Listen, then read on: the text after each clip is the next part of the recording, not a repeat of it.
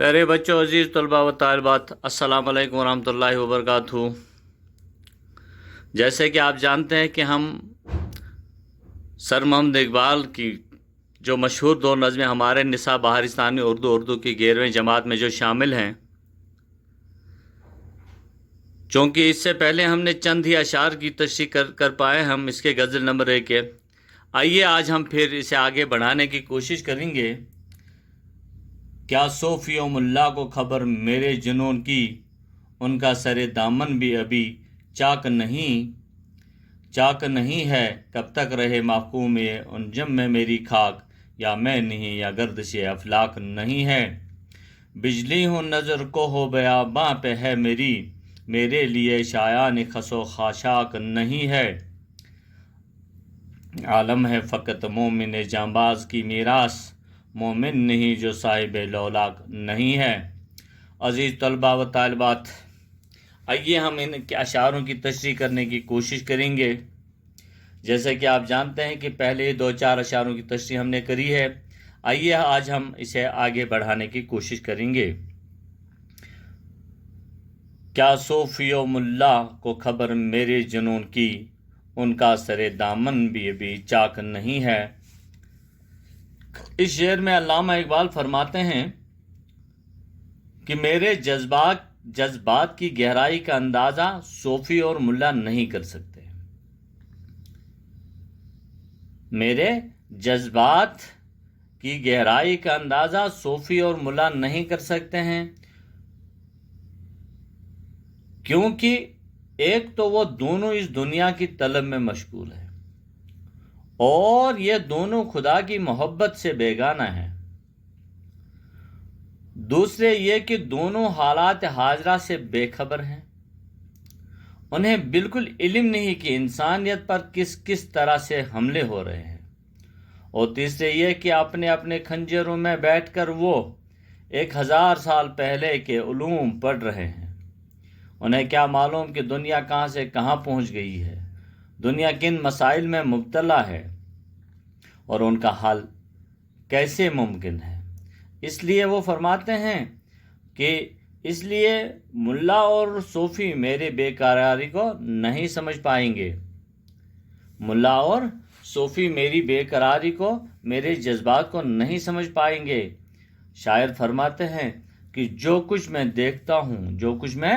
देखता हूँ वो मुल्ला और सूफी नहीं देख सकते हैं। कब तक रहे महकूम ये उनजम में मेरी खाक, या मैं नहीं या गर्दिश अफलाक नहीं है। अजीज़ तलबा व तालिबात, इकबाल फरमाते हैं कि एक अरसे से इंसान समझता है कि इसके साथ वही होगा जो उसकी तकदीर में लिखा है।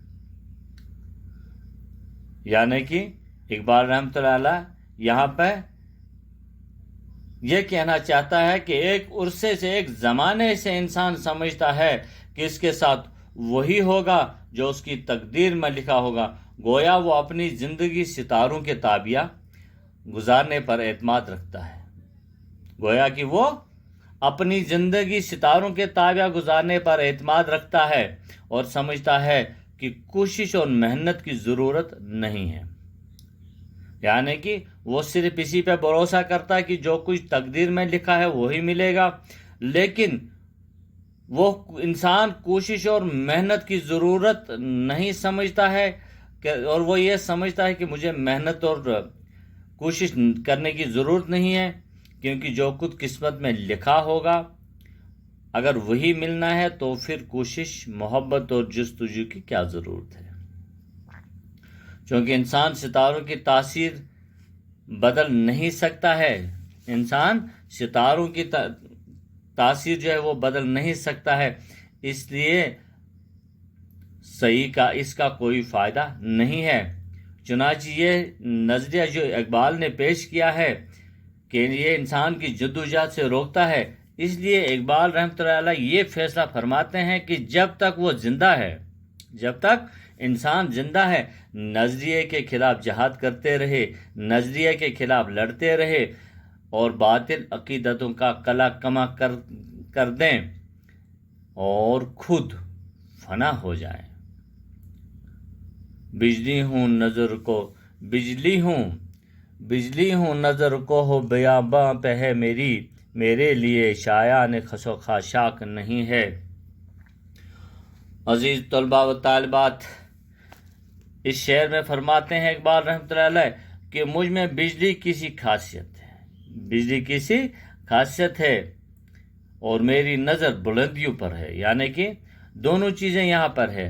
کاشر پٹ وزمل ات پٹ گژھان اس جیسی میری نظر ہے، وزمل ہند پٹن مین یم زن جو میری خاصیت ہے وہ بجلی کی طرح، بجلی چھونا وزملس، اور میری نظر بلندیوں پر ہے، مین نظر واریاہ تھود۔ اس لیے اقبال کے اشعار میں ہمیشہ شاہین کا ذکر ملتا ہے، کیونکہ اس کی پرواز سب سے زیادہ اونچی ہوتی ہے۔ کوڑا کرکٹ پر نظر رکھنا میری شان کے خلاف ہے، یعنی کہ گندگی پر، کوڑا کرکٹ پر نظر رکھنا یہ سب میرے شان کے خلاف ہے۔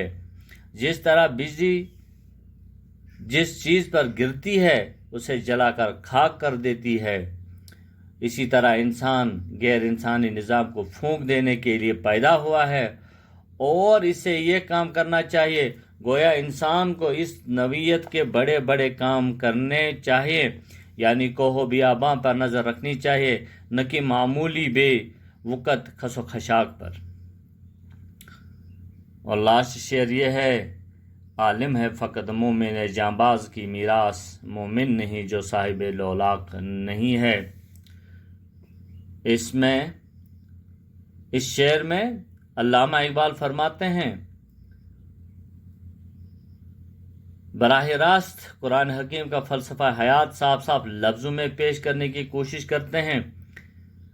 اس شعر میں علامہ اقبال نے براہ راست قرآن حکیم کا فلسفہ حیات صاف صاف لفظوں میں پیش کرنے کی کوشش پیش کیا ہے۔ صاحب لولاق، یعنی کہ صاحب لولاق بہت بلیغ ترکیب ہے اور اقبال کے اسلوب و فکر کی بہترین مثال ہے۔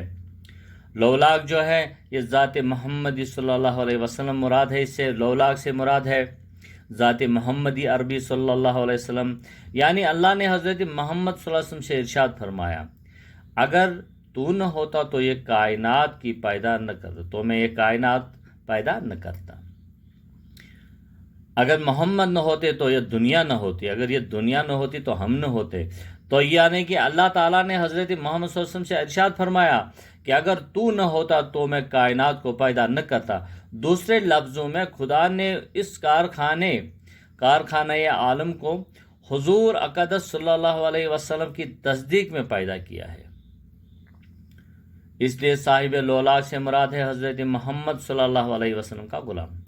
لولاق ذات محمدی، صاحب لولاق حضرت محمد صلی اللہ علیہ وسلم کا غلام۔ اس شعر کا پہلا مصرع قرآن پاک کی اس آیت سے ماخوذ ہے، جس کا ترجمہ یوں ہو سکتا ہے، وہ یہ ہے، زمین کے وارث میرے صالحہ بندے ہیں، زمین کے وارث میرے صالحہ بندے ہوں گے۔